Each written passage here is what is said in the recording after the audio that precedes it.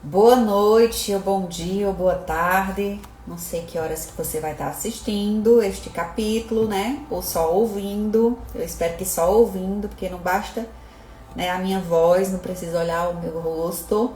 Eu queria até colocar um negócio. Ai, aqui coloca. Pera. Olha. Uhul! Que top!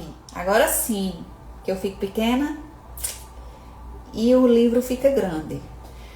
Vamos começar o capítulo 1. Deixa eu ver se a live tá tudo ok aqui. Nossa, amei saber que eu vou ficar pequenininha. Ver se tá tudo ok aqui no capítulo 1. Pra gente dar continuidade a essa leitura. Eu vou ler assim de cabeça baixa hoje. Capítulo 1. Título: Sua esposa.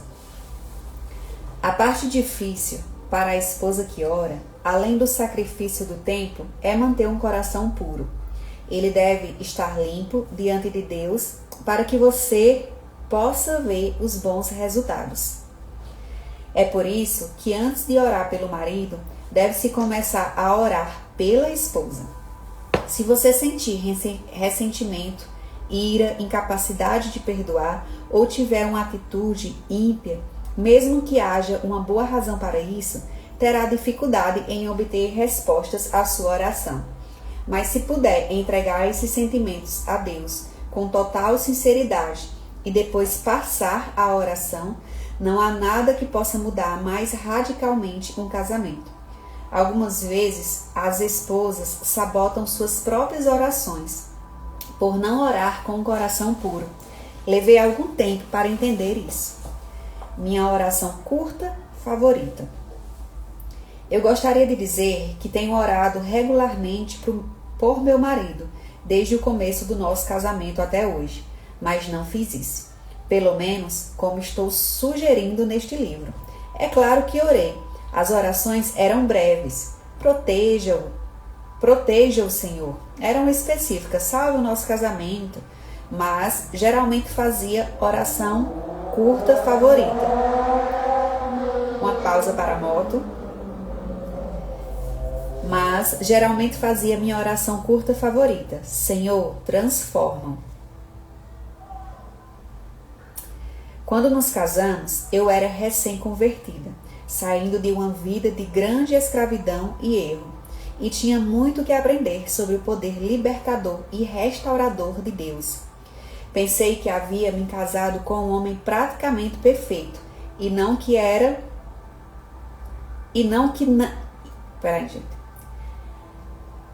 Pensei que havia me casado com um homem praticamente perfeito, e o que não era perfeito era interessante. Com o passar do tempo, o interessante passou a irritar-me, e o perfeito transformou-se em um excesso de perfeccionismo. Cheguei à conclusão de que o que mais me irritava nele tinha de ser mudado, e então tudo ficaria bem. Levei alguns anos para compreender que meu marido jamais se tornaria aquela imagem que eu idealizara. Foram necessários mais alguns anos para entender que não poderia transformá-lo a meu modo. De fato, só quando levei a Deus o que me preocupava é que comecei a ver alguma diferença. As coisas também não aconteceram da maneira como pensei que seria. Foi em mim que Deus trabalhou primeiro. Fui eu que comecei a mudar.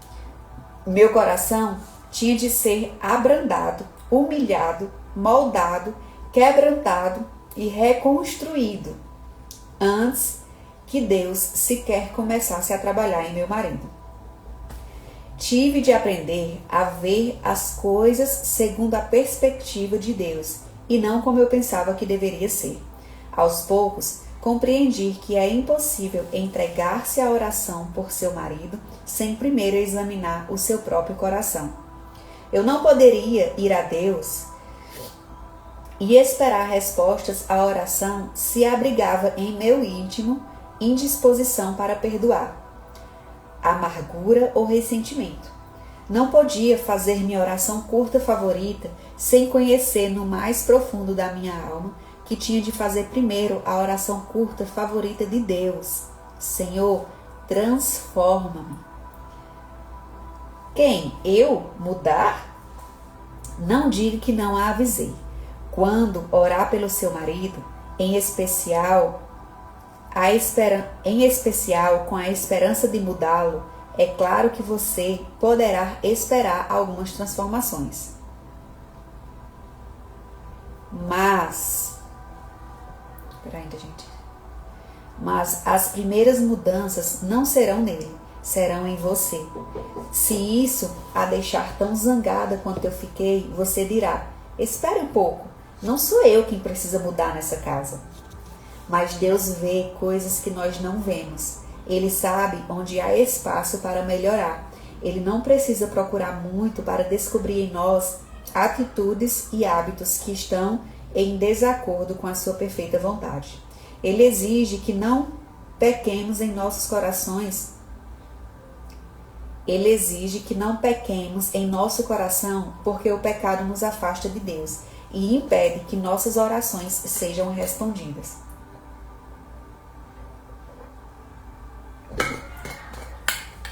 Se eu no coração contemplara a vaidade, iniquidade, o Senhor não me teria ouvido. Salmo 66, 18. Deus quer que nossos corações permaneçam retos, para que as respostas às nossas orações não sejam prejudicadas. Essa exigência é essencialmente difícil quando você sente que seu marido pecou contra você, com grosseria, desrespeito, indiferença, irresponsabilidade, infidelidade, abandono, crueldade ou abuso. Mas Deus considera os pecados de falta de perdão, ira, ódio, autopiedade, desamor e vingança tão nocivos quanto quaisquer outros. Confesse essas faltas a Deus e peça que a liberte de tudo que não venha dele. Um dos maiores presentes que você pode dar a seu marido é a sua integridade. A ferramenta mais eficaz para transformá-lo pode ser a sua própria transformação. Não se preocupe, eu também lutei contra tudo isso. De fato, toda vez que meu marido e eu chegamos a um impasse, Deus e eu conversamos mais ou menos assim. Está vendo como ele é, Senhor? Você está vendo como você é? Senhor, está dizendo que há coisas que gostaria de mudar em mim? Muitas coisas. Está pronta para ouvi-las? Acho que sim. Diga-me quando estiver realmente pronta. Porque eu, Senhor, é Ele que precisa mudar. O ponto não é quem precisa mudar. O ponto é quem está disposto a mudar. Mas Deus, isso não é justo. Eu nunca disse que a vida é justa, mas sim que eu sou justo. Mas alguém tem que estar disposto a mudar. Mas é importante preservar o seu casamento? Muito importante. As outras opções são inaceitáveis. Já apresentei o meu caso.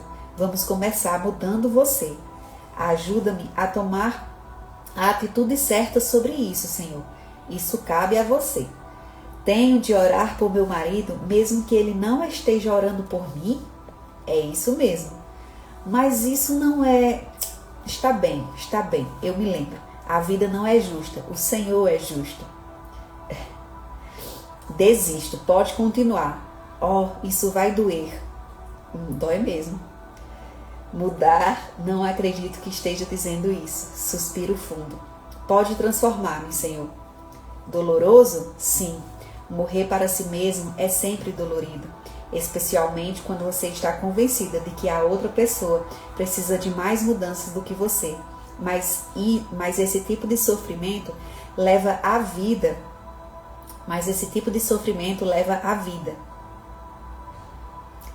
A outra alternativa é também dolorosa e seu final é a morte de um sonho, de uma relação, de um casamento e de uma família. Deus pode ressuscitar o casamento mais morto que existe, mas é preciso humilhar-se diante dele e desejar viver do seu modo, com perdão, bondade e amor. Significa esquecer o passado e toda mágoa associada a ele e estar disposta a perder a discussão a fim de ganhar a guerra. Não estou dizendo que você tenha de tornar-se uma pessoa sem personalidade, sentimentos ou ideias próprias, ou ser um saco de pancadas para os caprichos do seu marido. Deus não exige isso de você. De fato, se estiver em qualquer tipo de perigo físico ou emocional, saia imediatamente da situação. Vá para um lugar seguro e peça ajuda. Você pode orar ali enquanto seu marido recebe o aconselhamento que necessita. Submissão não é algo que se exija, mas deve ser prestado voluntariamente. Jesus disse: quem todavia perder a vida por minha causa, achá-la-á. Mateus 10:39. Mas entregar sua vida é algo que você faz deliberadamente e não algo que lhe é tirado à força. O que estou dizendo é que a sua atitude deve ser: seja qual for a sua vontade, Senhor, mostra-me e eu farei. Significa estar disposta a morrer para si mesma e dizer: transforma-me, Senhor. A linguagem do supremo amor. Algo surpreendente acontece em nosso coração quando oramos por outrem. A inflexibilidade se desfaz, tornando-nos capazes de superar as mágoas e perdoar. Acabamos até amando a pessoa por quem oramos. É milagroso. Isso acontece porque quando oramos, entramos na presença de Deus e Ele nos enche com seu espírito de amor. Quando você ora por seu marido, o amor de Deus por ele irá crescer em seu coração.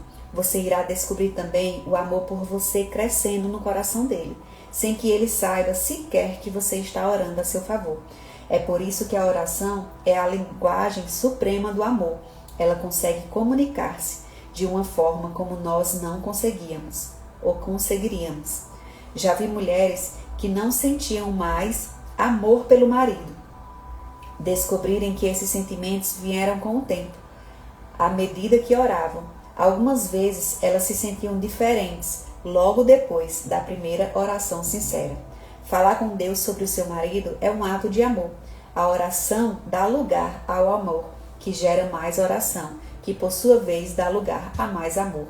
Mesmo que a sua oração não seja feita por motivos completamente generosos, eles irão tornar-se menos egoístas à medida que a oração continuar.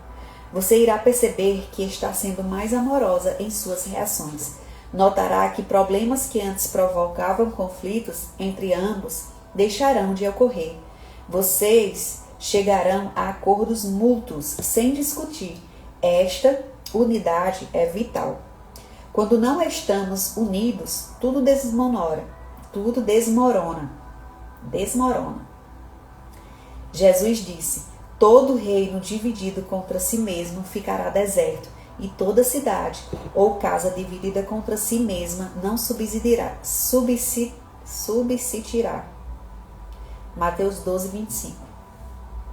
A oração promove unidade mesmo que vocês não estejam orando juntos. Vi situações de grande tensão desaparecerem entre mim e meu marido simplesmente orando por ele. É verdade, eu também. Também o fato de perguntar a ele: como posso orar por você? Gera um clima de amor e de cuidado. Meu marido geralmente para e responde a essa pergunta detalhadamente, quando poderia não dizer nada. Conheço até maridos incrédulos que respondem positivamente a essa pergunta das esposas. O ponto em tudo isso é que, como marido e mulher, não queremos seguir caminhos separados. Queremos caminhar pela mesma estrada. Queremos ser companheiros profundamente compatíveis e sentir o amor que dura para toda a vida. A oração, como linguagem suprema do amor, permite que isso aconteça. Só um minuto, gente.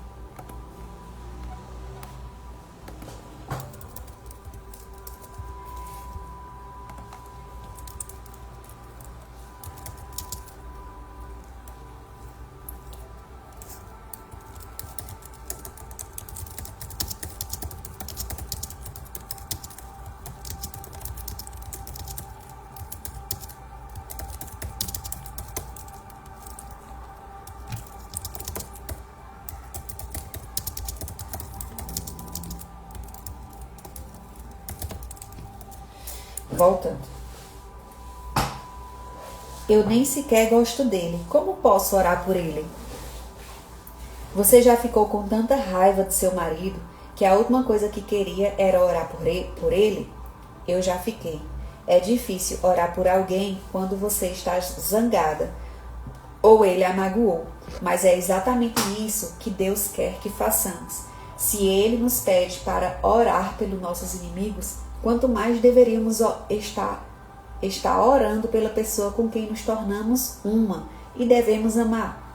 Mas como superar a incapacidade de perdoar e a atitude crítica? Primeira coisa a fazer é ser completamente honesta com Deus, para derrubar os muros em nosso coração e quebrar as barreiras que impedem a comunicação. Temos de ser totalmente francas com o Senhor sobre os nossos sentimentos. Não precisamos fingir para Deus, pois Ele já conhece a verdade e apenas quer ver se estamos dispostos a admitir e confessar a nossa desobediência. Se agirmos assim, Ele poderá trabalhar o nosso coração. Se estiver com raiva de seu marido, conte isso a Deus. Não permita que o sentimento se torne um câncer crescente a cada dia. Não diga, vou viver a minha vida e ele que vive a vida dele. Há um preço a pagar quando agimos independentemente um do outro. No Senhor, todavia, nem a mulher é independente do homem, nem o homem é independente da mulher. 1 Coríntios 11:11. Diga em vez disso, Senhor, nada quer orar por esse homem. Confesso minha ira, mágoa, incapacidade de perdoar, meu desapontamento, ressentimento e minha dureza de coração para com ele. Perdoe-me e dê-me um coração puro e um espírito reto diante do Senhor. Conceda-me uma atitude nova, positiva, alegre, amorosa, perdoadora em relação a ele. Onde tiver errado, revele isso a ele e convença o seu coração nesse sentido. Leve-o pelos caminhos do arrependimento e da libertação. Ajude-me a não me afastar dele emocionalmente, mental ou fisicamente pela falta de perdão. Onde qualquer de nós deva pedir perdão ao outro. Ajuda-nos a fazer isso. Se houver algo que eu não esteja vendo e que esteja fazendo aumentar esse problema, revela-o a mim e ajuda-me a compreender.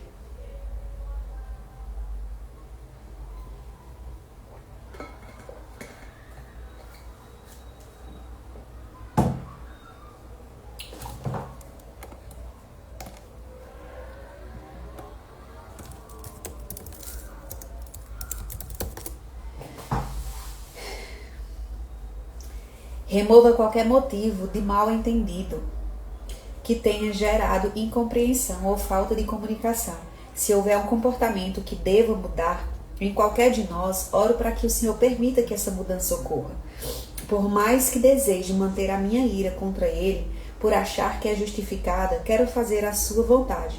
Entrego ao Senhor todos esses sentimentos.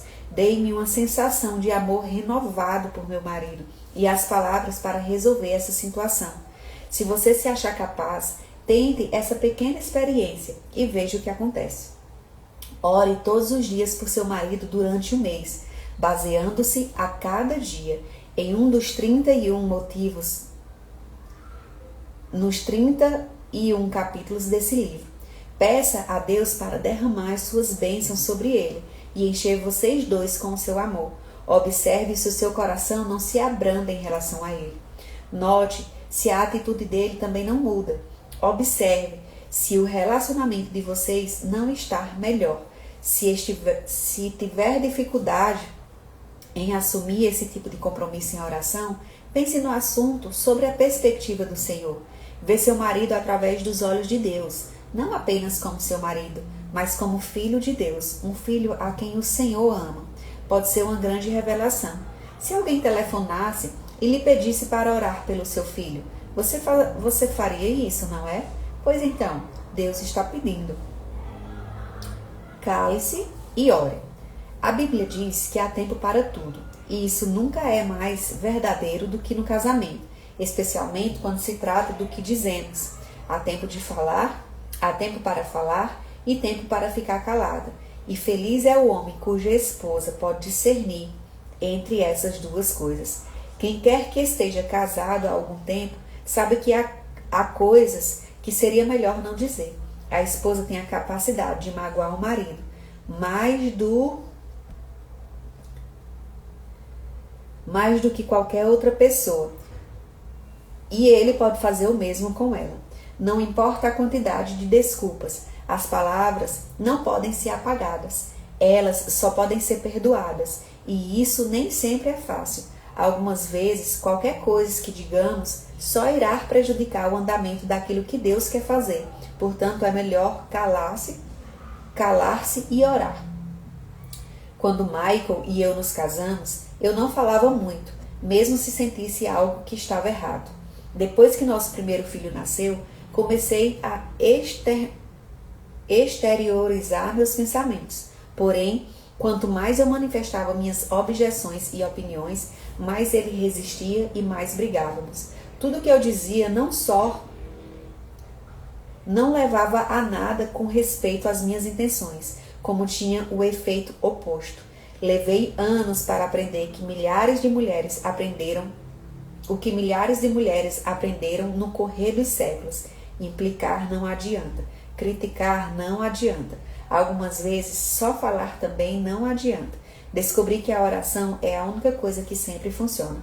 A segurança que a oração lhe oferece reside no fato de que você precisa da mediação de Deus para fazê-la. Isso significa que você não pode livrar-se com atitudes, pensamentos ou motivos errados. Quando oramos, Deus revela em nossa personalidade aquilo que resiste à sua ordem das coisas. Meu marido não fará algo que ele não queira, e se o fizer, os membros mais próximos de sua família pagarão por isso. Se há alguma coisa que eu realmente quero que ele faça, aprendi que devo orar sobre o assunto, até que ele tenha a paz de Deus, até que eu tenha a paz de Deus em meu coração, para só então pedir. Às vezes, nessas ocasiões, Deus muda o meu coração ou me mostra um modo diferente de agir, não precisando, portanto, dizer nada. Se tenho de dizer algo, tento não falar impensadamente. Oro primeiro, pedindo orientação a Deus. Levei, porém, bastante tempo para entender isso. No dia em que li o Provérbios, que fala: melhor é morar numa terra deserta do que com a mulher rixosa e iracunda. Provérbios 21, 19. Por alguma razão, essas palavras tocaram um ponto sensível. Mas, Senhor, questionei. E Provérbios 27, 5? Melhor é a repreensão franca do que o amor encoberto. As esposas não têm de dizer ao marido quando alguma coisa está errada? Ele replicou: tudo tem o seu tempo determinado, e há tempo para todo propósito debaixo do céu. Tempo de estar calado e tempo de falar. Eclesiastes 3, 1, 7. O problema é que você não sabe quando fazer uma coisa ou outra, e não sabe como fazê-la em amor. Está bem, Senhor, disse eu. Mostra-me quando falar e quando ficar calada e orar. A primeira oportunidade para ver isso veio na mesma hora. Eu havia começado um grupo de oração feminino em minha casa e as vidas se transformaram tanto que sugeri a meu marido que começasse um grupo assim com homens, mas ele não quis nem saber do assunto. Não tenho tempo, foi a resposta de desagrado com a ideia. Quanto mais eu falava a respeito, mais irritado Michael ficava. Depois de receber as instruções de Deus, cala-se e ore. Decidi tentar essa abordagem. Deixei de falar na questão e comecei a orar. Pedi também ao meu grupo de oração que orasse comigo. Fazia mais de 2 anos que eu deixara de mencionar o assunto a ele e começar a orar, quando Michael anunciou um dia, subitamente, que estava organizando um grupo semanal de orações com homens, para homens. O grupo continua se reunindo desde então, e meu marido ainda não sabe que eu orei.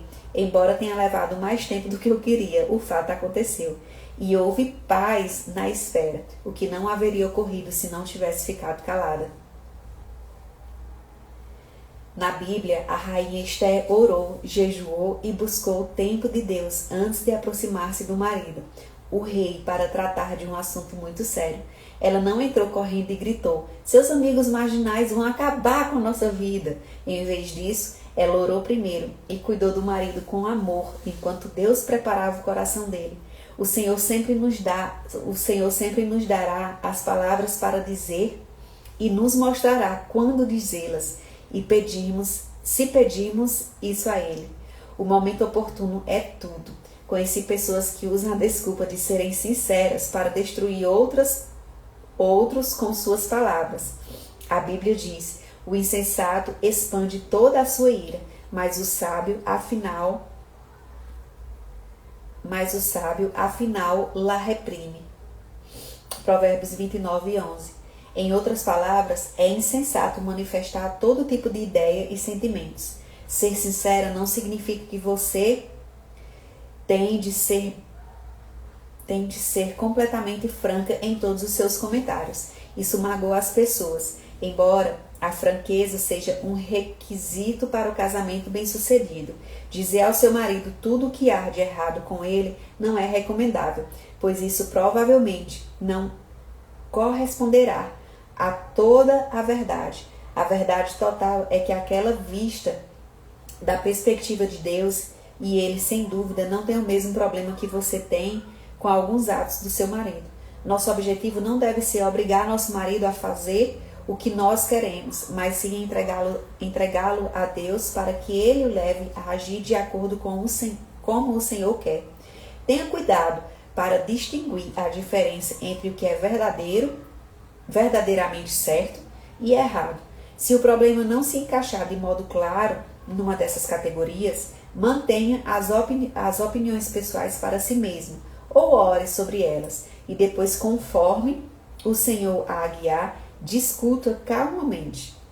A Bíblia diz: não te precipites com a tua boca, nem o teu coração se apresse a pronunciar palavra alguma diante de Deus, porque Deus está nos céus e tu na terra, portanto sejam poucas as tuas palavras.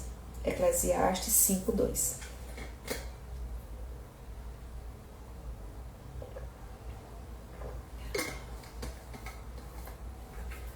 Há ocasiões em que você deve apenas ouvir e não dar conselhos, apoiar e não fazer críticas construtivas. Não estou sugerindo de forma alguma que você se torne um capacho tímido que nunca confronta o seu marido com a verdade, em especial quando for para o bem dele. Sem dúvida, você deve expressar claramente suas ideias e sentimentos, mas uma vez que ele os tenha ouvido, não continue a pressioná-lo até que a questão se torne um ponto de discórdia e conflito. Se tiver de dizer algumas palavras duras, peça a Deus para ajudá-la a escolher o momento para isso. Ore pedindo as palavras certas e para que o coração do seu marido esteja totalmente aberto. Sei que será difícil se for algo que você está ansiosa para dizer. Mas, por mais difícil que pareça, é melhor deixar que Deus ouça primeiro, a fim de temperar as palavras com o seu espírito. Isso é especialmente verdadeiro quando a comunicação entre ambos cessou por completo e cada palavra só traz mais sofrimento. Gostaria de ter aprendido há mais tempo a orar antes de falar. Minhas palavras frequentemente provocam uma reação defensiva em meu marido, resultando em respostas ásperas que ambos lamentávamos. Ele julgava que com as minhas sugestões eu o estava pressionando a fazer ou a ser algo, embora eu sempre tivesse em mente o seu bem. Era preciso que Deus falasse com ele. Quando vivemos pelo poder de Deus, em vez de pelas nossas próprias forças, não temos de lutar pelo poder com nossas palavras, porque o reino de Deus consiste não em palavras, mas em poder. 1 Coríntios 4:20.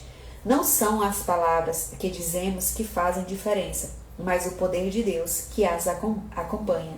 Você ficará surpresa ao ver quanto poder as suas palavras têm quando ora antes de falar. Ficará ainda mais espantada com o que pode acontecer quando se cala e deixa Deus trabalhar. Minha gente, é a segunda vez que eu estou lendo esse livro. E eu apliquei, viu, esse livro em meu casamento, eu vou dizer. É exatamente isso. É exatamente isso. Cristão ou não. Se o seu marido não é cristão, provavelmente você já sabe qual será a reação dele ao falar-lhe sobre o Senhor, em especial se ele não respondeu das primeiras vezes em que você tentou falar a respeito. Não se trata de não poder dizer nada a ele, mas se o que você diz sempre é recebido com indiferença ou irritação, o passo seguinte é manter-se calada e orar. A Bíblia nos ensina que a mulher pode ganhar o marido sem dizer palavra, porque o que ele observa na esposa fala mais alto do que ela lhe diz. Seja ganho o marido sem palavras alguma, por meio do procedimento de sua esposa. 1 Pedro 3:1. Mesmo que as coisas ainda não sejam como Deus afirma, ele nos fala a respeito delas, como se fossem realidade. Você pode fazer isso também. Pode dizer: não vou fingir, mas vou falar de coisas que não fazem parte da vida de meu marido, como se já fizessem. Embora ele não tenha fé, vou orar por ele como se tivesse. É claro que você pode forçá-lo a fazer algo que ele não quer, mas pode acessar o poder de Deus mediante a oração para que a voz do Senhor penetre a alma do seu marido. Não importa quanto tempo você tenha de orar para que ele venha a conhecer a Deus, mesmo que leve uma vida inteira, o tempo não terá sido desperdiçado. Enquanto isso, quer seu marido seja cristão, quer não, você poderá fazer todas as orações desse livro por ele e esperar ver respostas importantes para elas. Criando um lar. Não importa até que ponto você seja liberal. Se for casada, haverá sempre duas áreas que no final das contas serão de sua responsabilidade: a casa e os filhos. Mesmo que você seja a única que trabalhe e que seu marido fique em casa para cuidar dos afazeres domésticos e dos filhos, espera-se que você mantenha a sua casa como um santuário de paz, uma fonte de alegria, aceitação, rejuvenescimento, educação, descanso e amor para a sua família. Além disso, espera-se que você seja sexualmente atraente, boa cozinheira, boa mãe, além de física, emocional e espiritualmente preparada. Isso é demais para a maioria das mulheres, porém, as boas notícias são que você não precisa fazer tudo sozinha. Pode buscar a ajuda de Deus. Peça ao Senhor para mostrar-lhe como tornar-se o seu lar um abrigo seguro.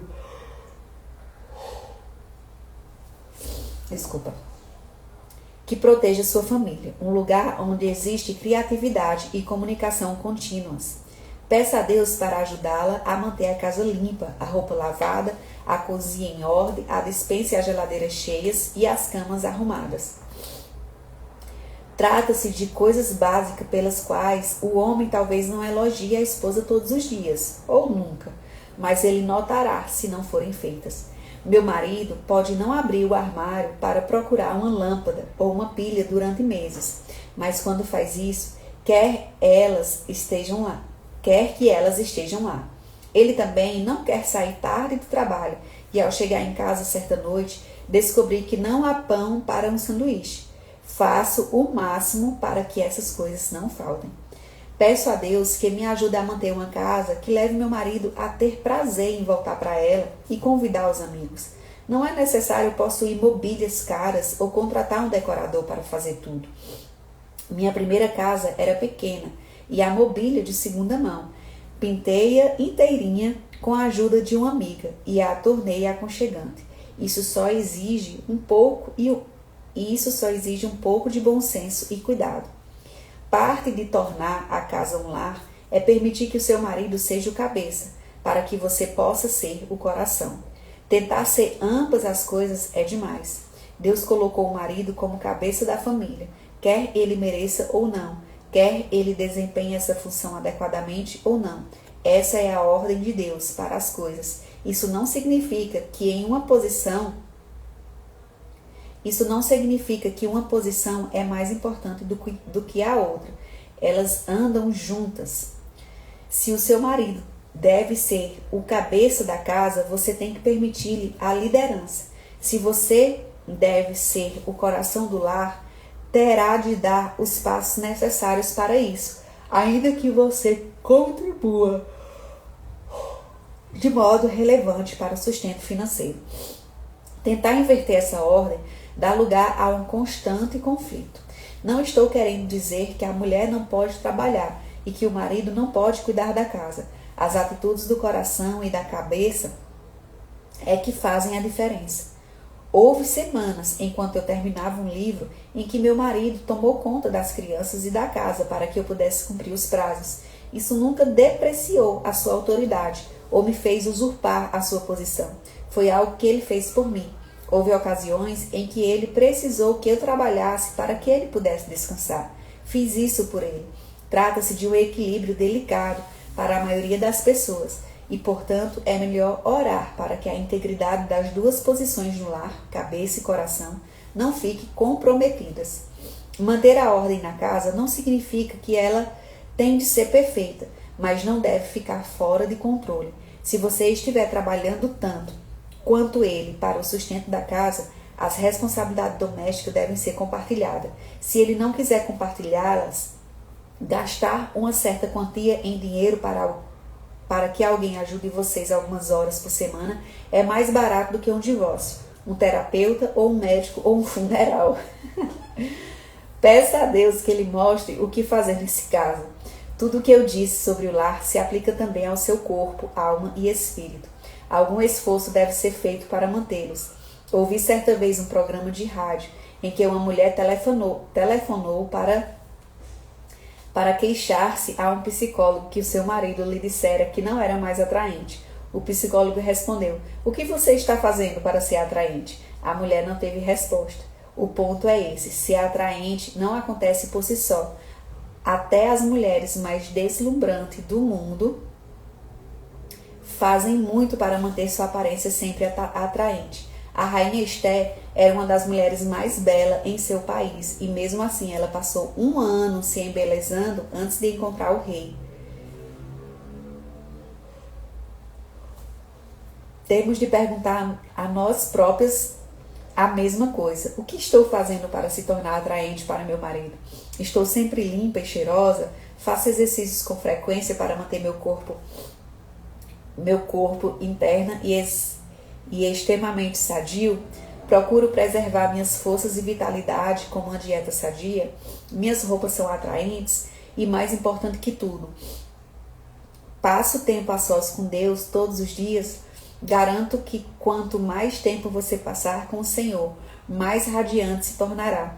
Enganosa é a graça e vã a formosura, mas a mulher que teme ao Senhor, essa será louvada. Provérbios 31:30. Você precisa investir em si mesma, sua saúde e seu futuro.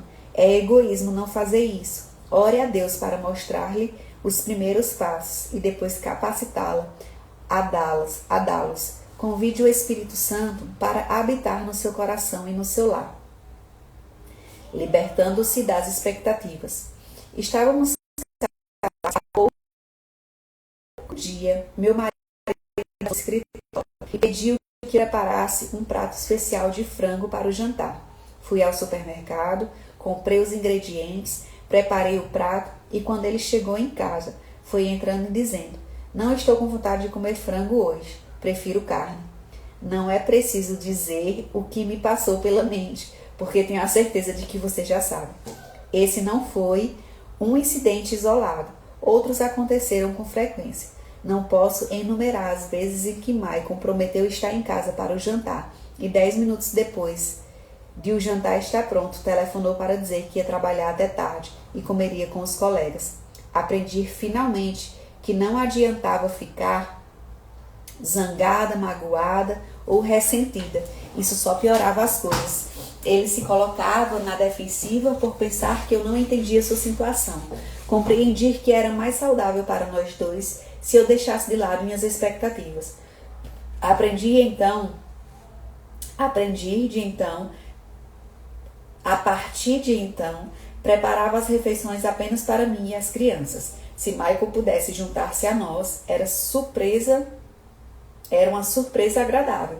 Se não pudesse, eu conseguiria sobreviver. Aprendi que quando coisas desagradáveis acontecem, É melhor lembrar-me das boas qualidades de meu marido. Recordo-me de como ele me ajudava algumas vezes com os trabalhos domésticos e a cozinha. Ele é fiel e não me dá motivos para duvidar disso. É cristão, vai à igreja, lê a Bíblia, ora e possui padrões morais elevados. Ele me ama e a nossos filhos. Usa seus talentos para a glória de Deus. É um homem bom e generoso. As coisas poderiam ser piores, portanto, vou me queixar se ele está ou não em casa para jantar. Portanto, não vou me queixar se ele vai estar ou não em casa para jantar. Acho que, se eu pudesse ajudar uma recém-casada em qualquer área, seria para dissuadi-la de iniciar o casamento com enorme lista de expectativa e depois frustrar-se, porque o marido não corresponde a elas. É claro que há alguns itens básicos que devem ser tratados antes do casamento, tais como fidelidade, sustento financeiro, honestidade, bondade, decência, padrões morais elevados, amor e proteção. Se você não tiver essas coisas, poderá pedi-las. Se ainda assim não conseguir observá-las, poderá orar. Mas, quando se trata de pontos específicos, você não pode exigir que uma única pessoa satisfaça todas as suas necessidades. O homem pode sentir-se excessivamente pressionado em ter de fazer isso ainda realizar seus sonhos. Em vez disso, leve suas necessidades a Deus em oração e espere dele as respostas. Se tentarmos controlar nosso marido com uma enorme lista, a qual deve corresponder, e depois ficarmos zangadas quando ele não corresponder, nós é que estamos errados. Os maiores problemas em meu casamento ocorreram quando minhas expectativas do que eu pensava que Michael devia ser ou não fazer não coincidiam com a realidade que ele era.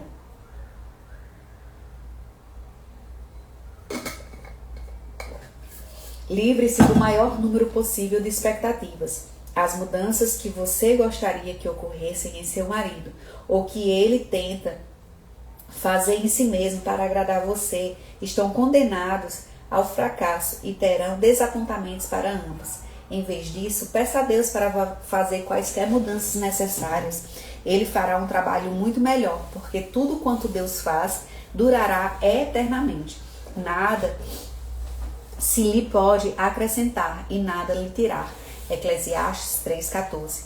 Aceite seu marido como ele é e ore para que ele cresça. Depois, quando a mudança acontecer, será porque Deus trabalhou nele e ela será duradoura. Somente em Deus, ó minha alma, espera silenciosa, porque dele vem a minha esperança. Salmos 62:5. Suas maiores expectativas devem ser colocadas em Deus e não em seu marido, com todo o respeito devido.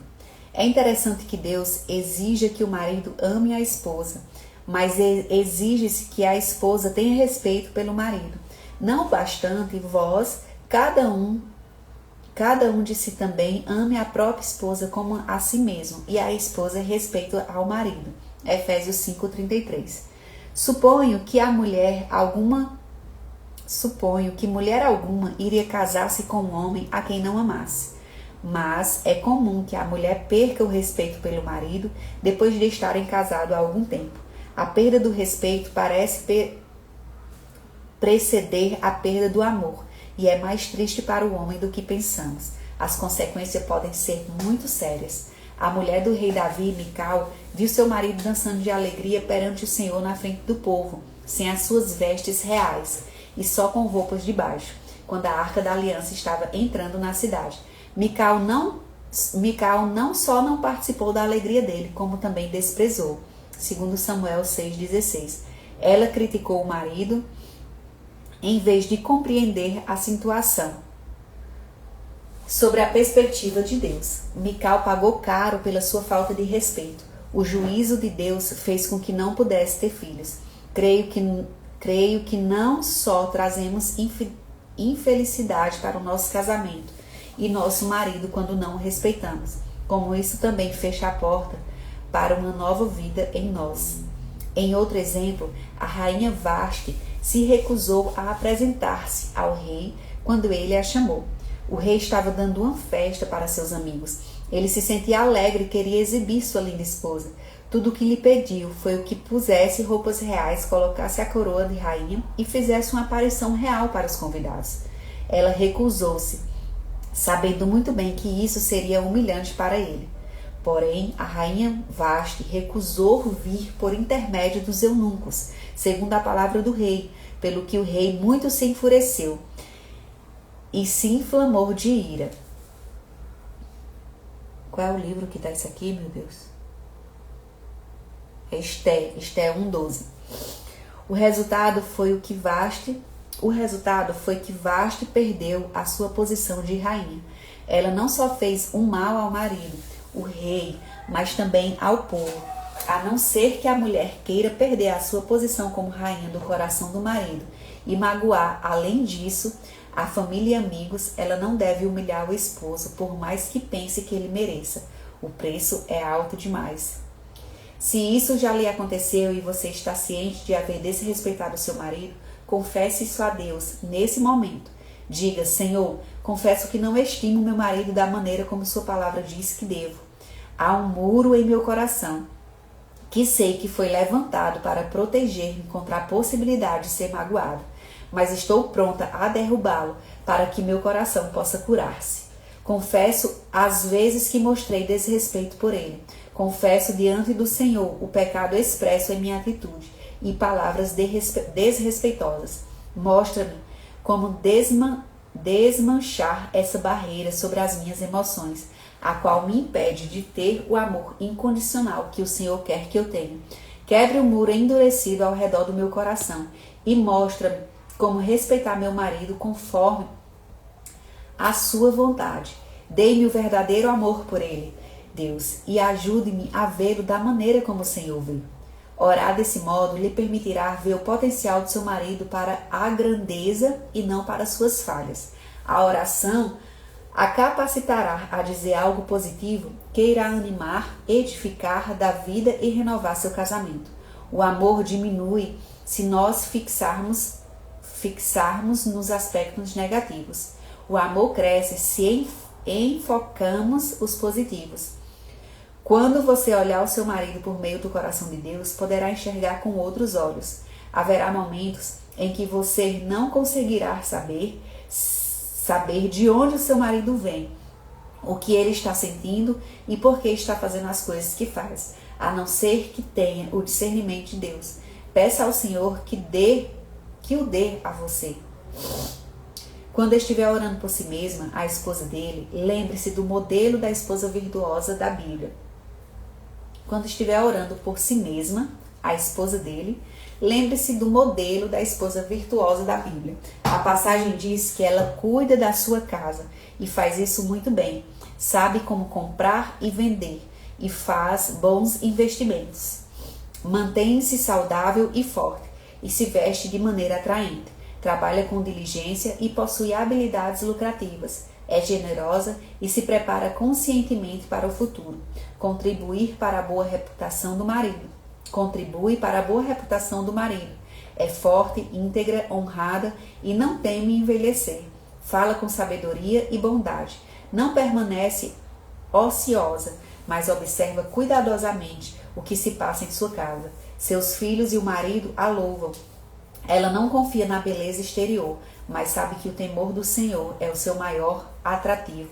Apoia o marido e mantém uma vida pessoal proveitosa, que fala por si mesma. Provérbios 10:31.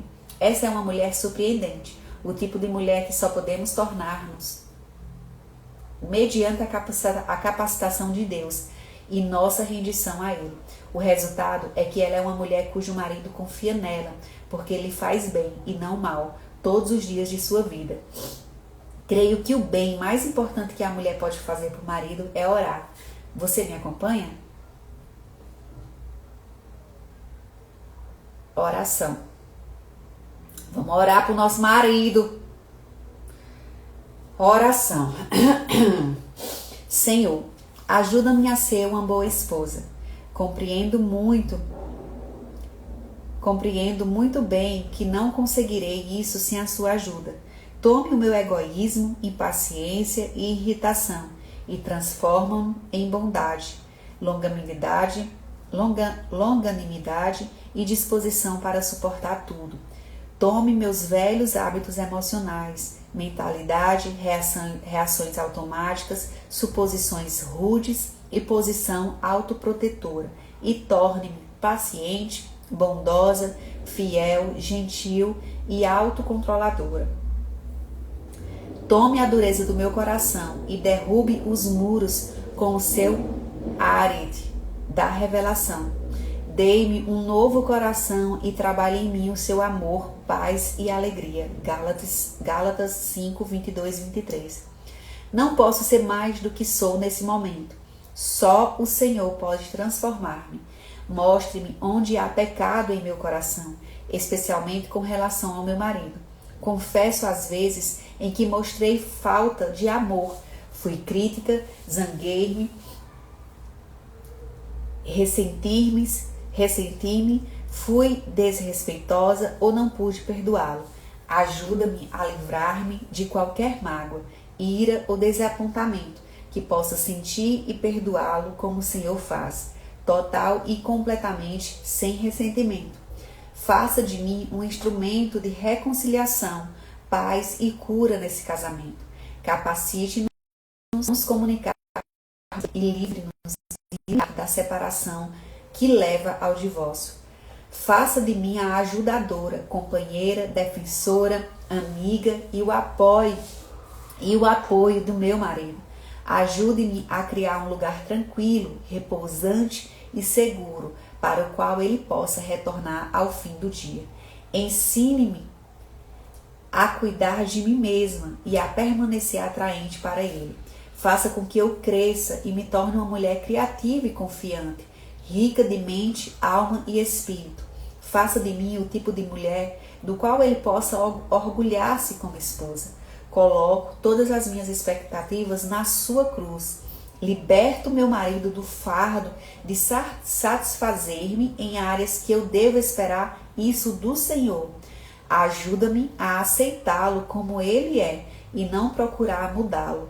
Compreendo que em alguns aspectos ele talvez nunca mude, mas ao mesmo tempo eu libero de mudar em coisas que jamais pensei que ele poderia.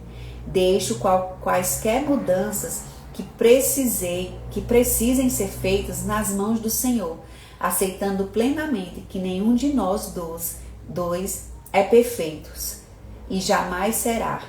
Só o Senhor, meu Deus, é perfeito e peço que nos aperfeiçoe. É isso mesmo, né?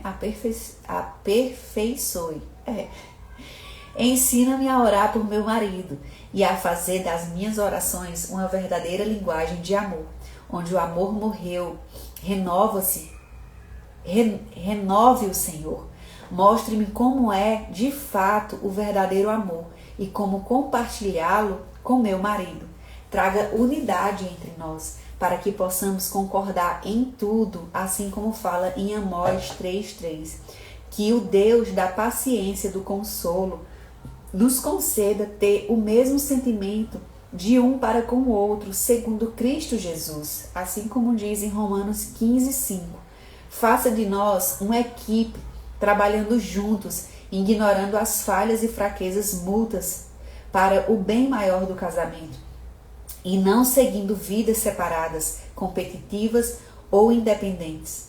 Ajude-nos a buscar as coisas que provêm a paz e aquelas com as quais possamos edificar um ao outro. Romanos 14:19. Que possamos ser inteiramente unidos, na mesma disposição mental e no mesmo parecer. 1 Coríntios 1:10. Oro para que o nosso compromisso com o Senhor e um com o outro fique cada dia mais forte.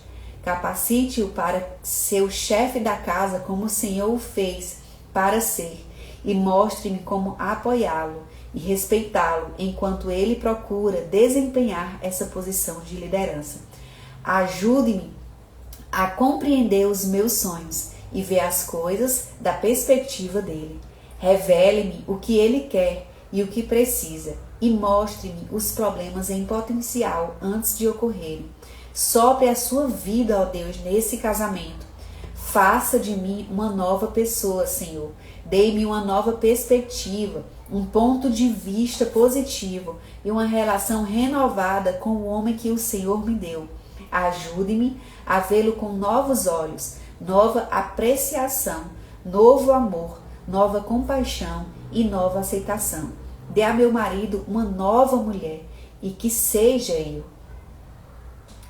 instrumentos de poder. Por isso vos digo que tudo quanto em oração pedirdes, credes que recebestes e será assim convosco.